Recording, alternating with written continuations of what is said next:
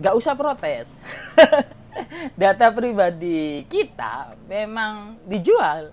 Mengapa dijual dan apa alasan itu dijual? Siapa yang membeli? Itu menarik untuk disimak sebagai diskusi. Kan begitu. Apa itu? Simak baik-baik. Seminggu ini ramai soal hacker atau apalah sebutannya terkait data digital orang Indonesia yang dicuri atau apalah sebutannya untuk itu, saya kurang paham. Ketimbang sibuk begitu protes sana sini, kita lebih baik sadar duluan deh kalau data digital kita memang sudah lama dijual atau dimanfaatkan oleh pihak digital itu sendiri. Sejak pertama kita login di dunia digital, semua sudah ditukar tambahkan. Kita dapat kepuasan, kebahagiaan, scroll-scroll konten, mencari kesesuaian selera, dapat kebebasan, dapat feel yang menyenangkan. Karena bisa mencari popularitas sendiri terkadang, atau sampai bahkan bisa dapat cuan. Tapi yang perlu kita sadari, tukar tambah dari semua perolehan tersebut adalah privasi kita yang dicabut. Nggak usah berpikir privasi itu penting atau tidak. Privasi penting bagi orang yang jualan. Kalaupun nggak penting bagi orang yang jualan, privasi itu hanya penting bagi orang yang suka rasan-rasan dan gosip. Privasi dalam hal ini dapat kita artikan sebagai data kepribadian kita, data aktivitas kita, data kebiasaan kita. Semua itu kalau diolah, para penjual produk akan lebih mudah mengetahui target pasarnya. Kan begitu cara kerjanya. Anda seumpama dagang, dagangan Anda nggak laku. Terkadang bukan karena nggak enak, tetapi memang nggak sesuai target pasar saja. Target pembelinya saja nggak cocok. Tapi kalau Anda sudah tahu target pembelinya, apa yang dibutuhkan pembeli, dagangan Anda besar kemungkinan lebih terjual. Karena hubungan pembeli dan penjual langsung bertemu. Itulah mengapa untuk jualan sangat penting melihat pola data pribadi, aktivitas, dan kebiasaan orang lain. Saya pedagang martabak, katakanlah. Kalau saya tahu hari ini siapa saja yang suka martabak, berapa orang yang kemungkinan memang beli martabak saya, berapa orang yang memang kembali ke dagangan saya untuk beli martabak, potensi kerugian yang saya alami akan sedikit berkurang. Minimal saya tahu, oh sekian ini yang beli, tertarget men. Atau bisa juga kalau datanya diperluas, diperlebar, tertargetnya bisa berlipat-lipat. Kita jadi tahu lebih besar, oh sekian banyak yang butuh martabak saya, kan begitu. Dunia digital kan begitu pada akhirnya. Apakah data-data itu berharga? Bukan berharga lagi, tapi sangat-sangat berharga, teman-teman. Dapat cuannya di situ. Sayangnya, hal berharga itu bukan lagi milik kita semuanya. Kalau kita mau dapat hal berharga tersebut, kita harus membelinya lewat iklan. Jasa pembuka iklan, endorse, inilah yang pada akhirnya orang paling diuntungkan. Mereka menjual data-data tersebut, ditawarkan pada para penjual agar ditemukan pada pembeli secara tepat, tidak serampangan dan sporadis. Gampangnya disebut tertarget seperti yang saya ilustrasikan sebagai dagang martabak tadi. Lalu yang tidak bisa membuka jasa iklan, endorse, ya mereka tidak lebih dari sapi perahan yang dihisap sepanjang 24 jam tanpa henti. Atau mungkin sampai mati juga dihisap. Bahkan lagi, semakin Anda berselancar di medsos, semakin ditambang pula data diri, perilaku, aktivitas, kebiasaan kalian. Ditambang, dimanfaatkan, terus itu muter tiada henti. Bahkan lebih cepat dari nafas Anda. Terbaru, bukan hanya data terkait diri, data kognitif kita selama ini yang terunggah di jagat digital, Google dan sebagainya, pada akhirnya juga ditambang teman-teman untuk pembangunan AI.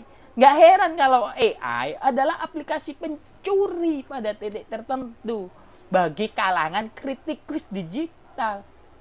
Ya nggak bisa juga disebut pencuri. Manusia juga pencuri pada akhirnya.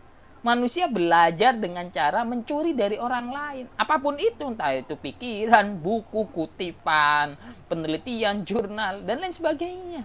Digabungkan, dielaborasikan, dicocok-cocokkan. Pokoknya diolah. Begitu seterusnya memutar sampai entah kapan. Mungkin sampai kiamat. Tidak ada makan siang gratis. Menjadi relevan dipahami. Kita memberi kebebasan digital. Kebebasan itulah yang pada akhirnya termanfaatkan menjadi bahan bakarnya. Lebih parah lagi, semua ini mengarah pada pembentukan karakter. Algoritma yang menambang data kita pada akhirnya menjadikan kita pecandu yang sudah direkayasa asupan otaknya dan perilakunya. Ini masuk dalam ranah persoalan kewargaan digital. Apakah pada akhirnya kita independen, mempunyai pendirian? Nanti dulu. Saat apa yang kita klik, sukai, komentari, merupakan sebuah mekanisme kerangka tunggal yang memang sudah diarahkan. TikTok lebih ngeri. Kadang kalian stay lama di sebuah konten, kalian scroll setelahnya, konten terkait sebelumnya sudah terpampang. Saya merasakan itu, entah itu algoritmanya memang begitu atau enggak. Yang jelas coba aja nanti kalian buktikan. Di saya begitu. Jadi ada kemiripan, persamaan, dan kesesuaian yang ditawarkan. Anda buka kolom komentar saja, scroll dikit-dikit, cari komentar yang lucu-lucu. Konten berikutnya akan mirip sesuai apa yang kalian lihat di komentar. Atau setidaknya konten berikutnya selaras dengan konten sebelum-sebelumnya. Dan semua ini terus berputar dengan cepat. Ibarat kata, ini sejenis opium. Anda pertama ngerokok lah katakanlah. Sedikit suka. Lalu selang beberapa waktu ditawari minuman bir. Kemudian ditawari seks. Lalu ditawari judi online. Sampai akhirnya mungkin kita menjadi bundir. Begitu terus. Bayangkan jika itu bergerak dengan sangat cepat dan memabukkan. Gak heran kalian bisa berjam-jam berselancar di media sosial. Karena memang ruangnya sangat membius kayak opium gitu, nge-fly, membuat kalian terus terasupi sesuatu yang menyenangkan gitu. Padahal pada titik tertentu bisa disebut ilusi kebahagiaan. Bahkan selfie itu juga bisa dimanfaatkan oleh AI gitu. Wajah kalian, look kalian dipelajari, direkam. Cuma yang saya jelaskan ini ya karena adanya data pribadi, aktivitas, perilaku, dan kebiasaan yang sedang diperdagangkan. Bahan bakarnya itu. Media sosial itu bahan bakarnya ya diri kita. Bahkan yang paling intim dari diri kita adalah bahan bakar media sosial itu sendiri. Bahkan semua orang di dunia rasanya sudah rela dan sadar menyerahkan semua mekanisme kerja kapitalis semacam ini dengan riang gembira. Daya magisnya di situ. Pada akhirnya teman-teman, saya akan katakan selamat datang di era kapitalisme lanjut. Saat Google mungkin lebih tahu berapa kali Anda menonton video porno.